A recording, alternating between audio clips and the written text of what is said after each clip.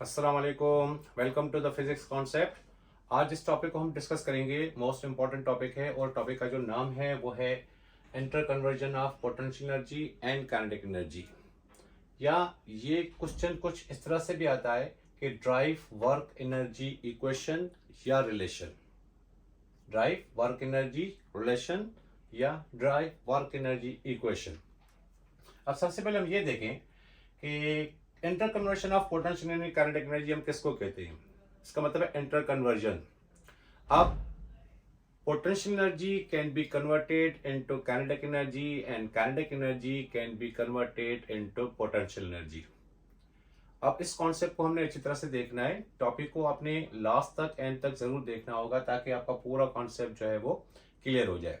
अब जो हम बात कर रहे हैं कि काइनेटिक एनर्जी और पोटेंशियल एनर्जी, तो सबसे पहले हमें ये पता होना चाहिए कि काइनेटिक एनर्जी हम किसको कहते हैं और पोटेंशियल एनर्जी जो है हम किसको कहते हैं। सिंपली इसकी जो स्टेटमेंट है काइनेटिक एनर्जी की, energy possessed by a body due to its motion.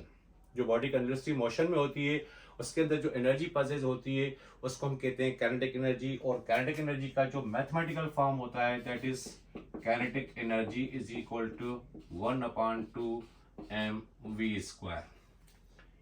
ये किसका मैथमेटिकल फॉर्म है? This is kinetic energy. इसी हिसाब से अगर हम पोटेंशियल एनर्जी की बात करें तो पोटेंशियल एनर्जी हम किसको कहते हैं? Energy possessed by a body due to its position और due to change in position. जहां पे बॉडी अपनी पोजीशन चेंज कर रही होती है उस वक्त उसके अंदर जो एनर्जी पजेज होती है उसको हम कहते हैं पोटेंशियल एनर्जी। और पोटेंशियल एनर्जी का जो मैथमेटिकल फॉर्म है that is PE is equal to mg और h। m मास को रिप्रेजेंट करता है, मास ऑफ द बॉडी को, g gravity, acceleration due to gravity, और h जो है वो हाइट को रिप्रेजेंट करता है। इसी हिसाब से इस इक्वेशन में half means 1/2 m mass of the body और यहाँ पे वेलोसिटी का स्क्वायर होता है। तो ये कॉन्सेप्ट था काइनेटिक एनर्जी और पोटेंशियल एनर्जी का। तो अब चलते हैं टॉपिक की तरफ कि हमारे पास जो टॉपिक है inter conversion of potential energy and kinetic energy, तो ये कॉन्सेप्ट किस तरह से होगा। अगर सबसे पहले अगर आप यहाँ पे देखें तो यहाँ पे हमने इसका एक डायग्राम जो है वो ड्रॉ किया हुआ है। तो यहाँ पे आप देखें कि सबसे शुरू में हमारे पास क्या है, ये ग्राउंड लेवल है। इस ग्राउंड लेवल से किसी बॉडी को हम ग्राउंड लेवल से ऊपर किसी हाइट पे हम लेके जा रहे हैं। तो यहाँ पे जो m आपको नजर आ रहा है this is the mass of the body, मतलब इस बॉडी को हमने यहाँ पे इस तरह से पकड़ा हुआ है। अब यहाँ पे इसको हमने पोजीशन A का नाम दिया है, ये इसकी मैक्सिमम हाइट है। इसी हिसाब से यहाँ पे हमने पोजीशन B का नाम दिया हुआ है और इसी हिसाब से यहाँ पे ये आपके पास पोजीशन C होगी। जो ग्राउंड लेवल होगा near the surface of earth होगा, वहां पे आपकी जो पॉइंट पोजीशन होगी उसको हमने C का नाम दिया हुआ है। अगर अपने यहाँ पे बॉडी को हाइट पे लेके गए तो यहाँ पे एक बॉडी को हम कंसीडर करें, consider body of mass m at rest, क्योंकि इस पोजीशन A के ऊपर बॉडी जो है वो रेस्ट में। इस तरह से हमने फर्ज करें कि ये मेरे पास एक बॉडी है, इस बॉडी को मैंने इस तरह से यहाँ पे पकड़ा हुआ है। अब जब हम इसको रिलीज करेंगे तो जाहिर सी बात है under the action of gravity ये बॉडी जो है वो ग्राउंड की तरफ चली जाएगी। तो इस सूरत में यहाँ पे इस वक्त बॉडी जो है वो रेस्ट में है। तो रेस्ट में क्योंकि इसने मैक्सिमम हाइट गेन की हुई है तो उस सूरत में अगर आप देखें तो यहाँ पे पोटेंशियल एनर्जी जो होगी at this position means point A के ऊपर, पोजीशन A के ऊपर potential energy is equal to mgh। अब क्योंकि बॉडी जो है वो रेस्ट में है, कोई मोशन नहीं है, तो उस वक्त इस पॉइंट के ऊपर पोजीशन A के ऊपर इसकी काइनेटिक एनर्जी क्या है? काइनेटिक एनर्जी 0 है क्योंकि ये बॉडी रेस्ट में है। तो यहाँ पे सबसे पहले यहाँ पे हम लिखते हैं consider a body of mass m at rest above the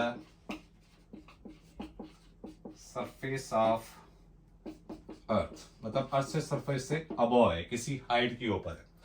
अब at position A, at position A के ऊपर इसकी पोटेंशियल एनर्जी क्या होगी और इसकी काइनेटिक एनर्जी जो है वो क्या होगी। क्योंकि हर एक पोजीशन के ऊपर, चाहे वो पोजीशन ए हो, चाहे वो पोजीशन बी हो, चाहे वो पोजीशन सी हो, तो तीनों पोजीशन पे ऊपर हमने इसकी पोटेंशियल एनर्जी भी मालूम करनी होगी, काइनेटिक एनर्जी भी मालूम करनी होगी। तो दोनों को फिर मिला के इसकी टोटल एनर्जी भी हम मालूम करेंगे, ताकि पता चले कि यहाँ पे टोटल एनर्जी क्या होगी, इस पोजीशन पे टोटल एनर्जी क्या होगी और इस पोजीशन पे इसकी टोटल एनर्जी जो है वो क्या होगी। ठीक है, at position A its potential energy, तो यहाँ पे लिखते हैं its potential energy is equal to, वो किसके इक्वल है, दैट इज mgh के इक्वल है। और इसी पॉइंट पे, पॉइंट ए के ऊपर या पोजीशन ए के ऊपर इसकी काइनेटिक एनर्जी आपके पास क्या है, काइनेटिक एनर्जी आपके पास 0 है। तो अगर मैं इसकी टोटल एनर्जी मालूम करूं तो टोटल एनर्जी मेरे पास क्या होगी, that is kinetic energy plus potential energy. तो यहाँ पे आप देखेंगे काइनेटिक एनर्जी 0 है प्लस पोटेंशियल एनर्जी mgh की इक्वल है, तो यहाँ पे आपके पास इसकी जो टोटल एनर्जी होगी that is equal to mgh की इक्वल होगी। तो पॉइंट ए के ऊपर हमने इसकी पोटेंशियल एनर्जी भी देख ली और इसकी काइनेटिक एनर्जी भी। अगर यहां से बॉडी को हम रिलीज करें, कहां से, पॉइंट ए से, इसको जरा ड्रॉ कर लेते हैं।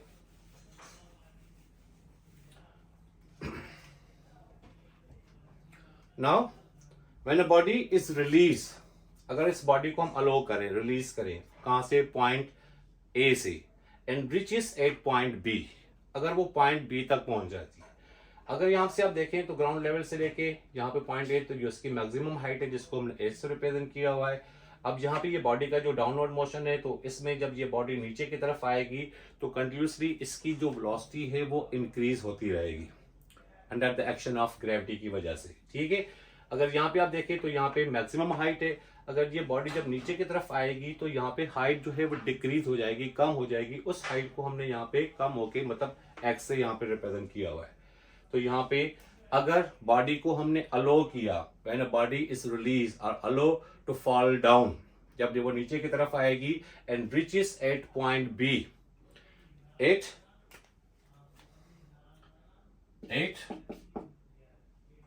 पॉइंट बी के ऊपर जब हमने रिलीज किया और ये बॉडी कहां पे पहुंच गई, पॉइंट बी के ऊपर पहुंच गई। तो जब पॉइंट बी के ऊपर पहुंचेगी तो वहां पे इसकी पोटेंशियल एनर्जी क्या होगी और इसकी काइनेटिक एनर्जी क्या होगी।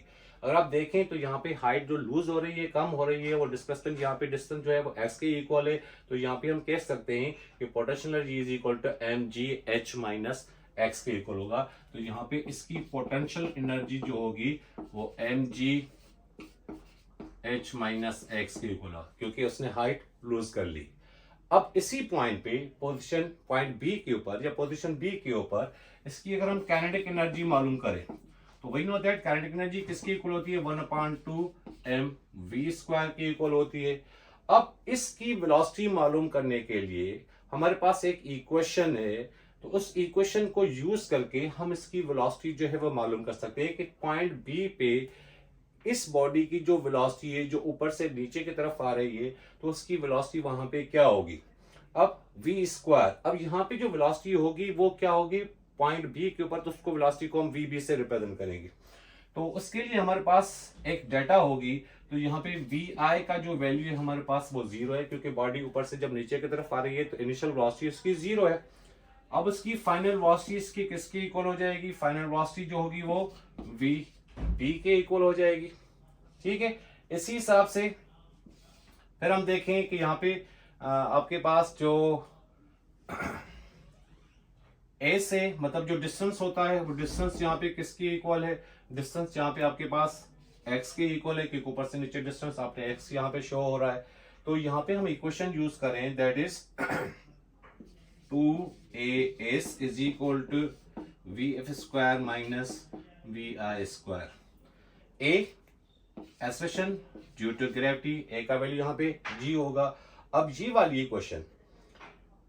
Equation 2as is equal to v² minus vi², this is third equation of motion. अब इसमें ये जो डाटा हमने बनाई है तो इसके वैल्यूज जो है यहाँ पे हमने इसमें पुट करने होंगे। तो यहाँ पे लिखेंगे 2gx, क्योंकि s जो है वो x के इक्वल है, इज इक्वल टू vf², तो vf किसके इक्वल है, vb के इक्वल है। तो यहाँ पे हम लिखेंगे vb, क्योंकि स्क्वायर तो माइनस vi, वी आई आपके पास क्या है 0, तो 0 को लिखने की जरूरत नहीं है। तो यहाँ पे वेलोसिटी जो हमें मिल गई वी बी स्क्वायर की जो वेलोसिटी है वो 2g(x) के इक्वल है। ठीक हो गया, अब यहां तक आपके पास क्लियर है। अब आपने इस काइनेटिक एनर्जी के अंदर, अब वहां पे काइनेटिक एनर्जी 1/2mv² है, तो यहाँ पे वेलोसिटी जो है वो पॉइंट बी के ऊपर, तो यहाँ पे वी बी हम इसको लगा देते हैं। अब वी बी का वैल्यू हमारे पास आ गया, दैट इज 2gx।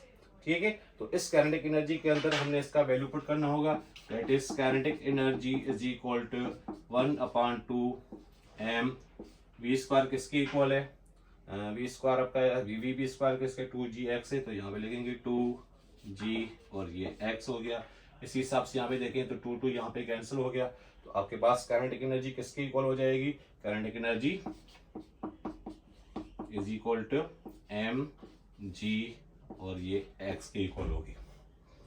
अब इस सूरत में अगर हम फर्दर टोटल एनर्जी मालूम करें कहां पे, एट पॉइंट बी के ऊपर, तो इस पॉइंट बी के ऊपर हमारे पास इसकी जो टोटल एनर्जी होगी वो क्या होगी, उसको थोड़ा सा देख लेते हैं।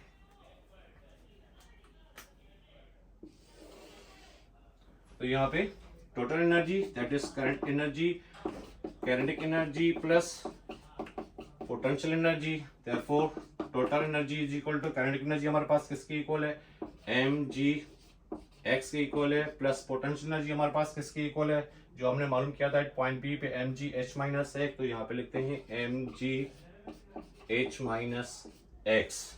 अब total energy that is mg x plus mg h के साथ में मल्टीप्लाई में mg x के साथ में मल्टीप्लाई में, तो यहाँ पे हो जाएगा mg h minus mg x, तो ये प्लस का mg x, ये माइनस का mg x, देयरफॉर इसकी जो टोटल एनर्जी होगी वो होगी mg h के ऊपर।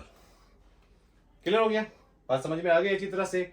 तो पॉइंट बी के ऊपर भी हमने इसकी टोटल एनर्जी मालूम करी, तो पॉइंट बी पे हमारे पास पोटेंशियल एनर्जी mg x के इक्वल है, काइनेटिक एनर्जी 1/2mv² के इक्वल है, तो हमने v² का जो वैल्यू है वो हमने मालूम किया, दैट इज 2gx, वो वैल्यू हमने पुट किया। उसके बाद काइनेटिक एनर्जी हमारे पास क्या हो गई, kinetic energy is equal to mg x हो गई, तो फिर हमने इसकी टोटल एनर्जी मालूम की, तो टोटल एनर्जी हमारे पास कुछ इस तरह से आ गई, that is E is equal to mg h।